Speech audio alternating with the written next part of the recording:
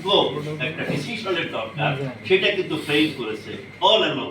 মানে আমাদের সর্বোচ্চ যিনি আছেন সেই থেকে আমাদের মন্ত্রীরা যেরকম অপ্রাসঙ্গিক কথা বলেছেন, জনগণকে হেয় করেছেন, মর্যাদা নাই মানুষের, মর্যাদাহীনতা যেভাবে দেখিয়েছেন, সবাইকে তুচ্ছ তাচ্ছিল্য করেছেন।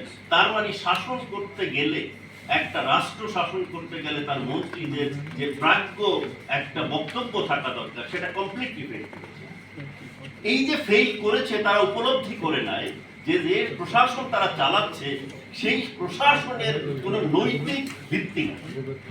গত 3টা নির্বাচন আমরা দেখেছি, এই নির্বাচন যে ইনোভেটিভ ওয়েতে তারা করেছেন, তাদের নিজের দল, নিজের বাংলাদেশের সংবিধান লঙ্ঘন করেছেন, তার নিজের দলের সংবিধান লঙ্ঘন করেছেন।